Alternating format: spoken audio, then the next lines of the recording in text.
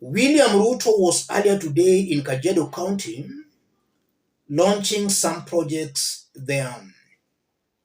And he made some remarks in Kajiado that have clearly angered Kenyans. I want us just to listen a bit to Ruto's speech, for the remarks are going to inform the basis of our analysis right now. But before we do that, let me make some quick observations of that tour.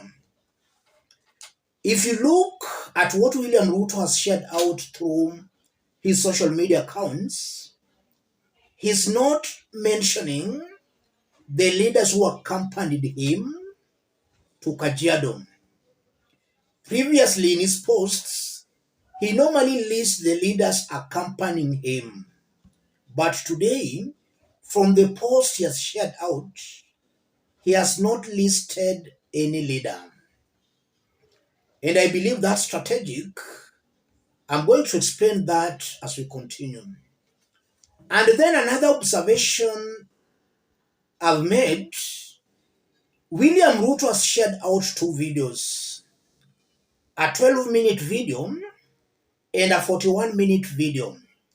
In all those videos, we are not seeing Kajiado residents. So it's either Kajiado residents literally skipped that Ruto's event, or William Ruto deliberately decided to lock himself in some enclosed space to avoid the people.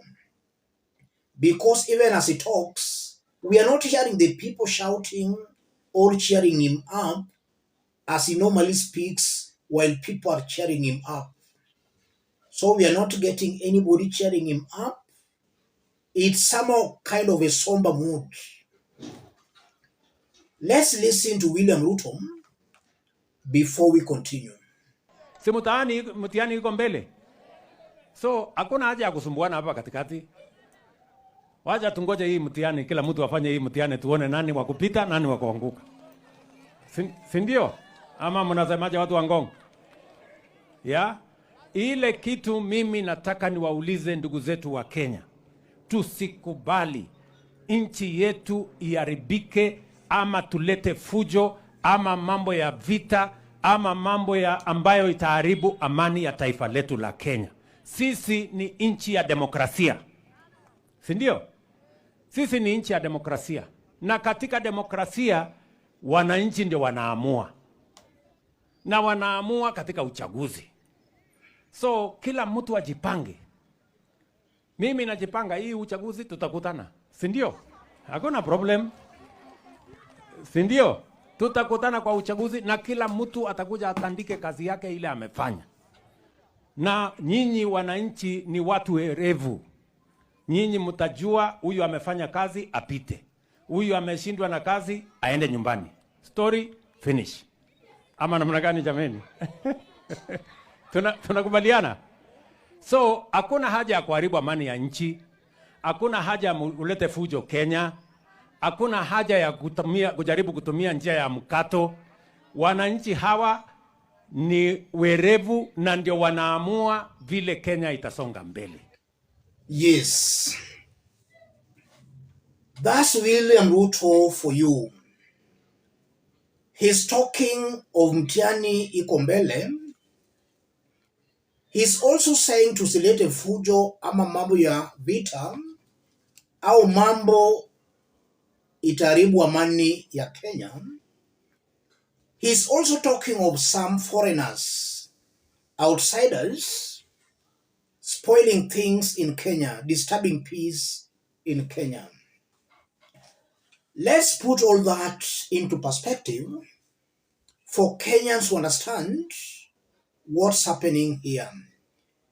Considering the fact that Felix Kosgei also said this, State House Chief of Staff and Head of Public Service Felix Kosgei has ordered all cabinet secretaries and state officials to reduce the number of personal assistants and advisors attached to them to one by Thursday this week, In a letter addressed to the cabinet dated Monday, July 8, Kosgei referred to President William Ruto's directive on Friday last week that sought to reduce the number of advisors in government by 50% in order to improve efficiency and cut public expenditure. So Felix Koskei is writing to cabinet secretaries to reduce the number of their advisors.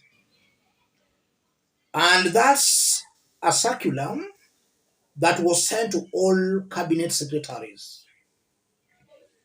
Gen Zs are saying William Ruto should dissolve his cabinet.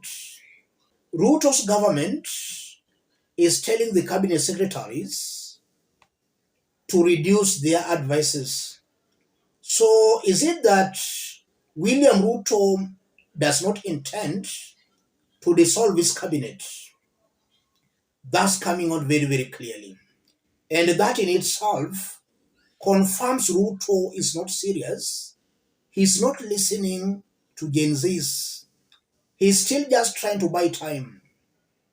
There was to be some changes on Sunday. The changes never happened.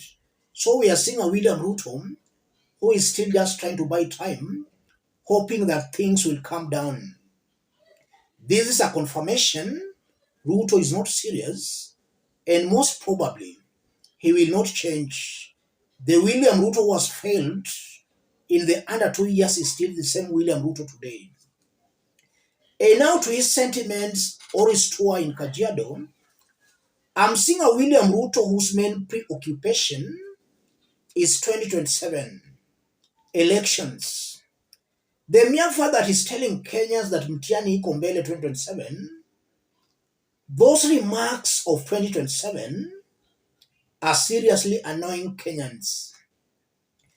William Ruto wants Kenyans to suffer for the 3 remaining years because 2027 is over 3 years away. Kenyans want him to quit, but he's still talking about 2027. Does he want Kenyans to continue suffering till 2027?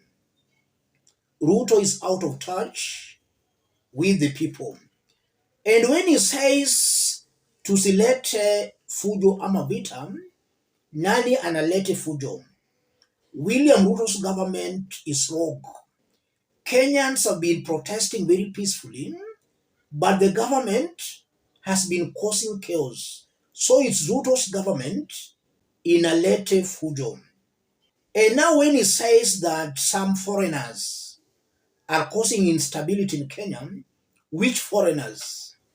Why is he not mentioning names? And which foreigners can be more powerful than the United States of America? We saw him there recently. And he has made so many trips abroad. Does it mean that all those trips he has so far made have not helped him in any way? Why is it that foreigners still hate him with all those many trips he has been making? Ruto is just confirming that he wasted taxpayers' money flying abroad.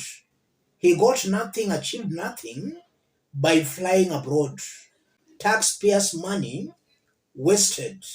And then again, if you look at William Ruto's post he has shared out through his social media accounts, it's very clear William Ruto is hiding away from Kenyans. He fears the people. That goes on to confirm he knows he has become very unpopular. Kenyans don't want him. That's why he could not go out to greet Kajiado residents. He could not go to town. He just hid himself at some enclosed space. I think that's coming out very, very clearly. And he has not also listed the leaders who accompanied him because no leader wants to be seen with William Ruto.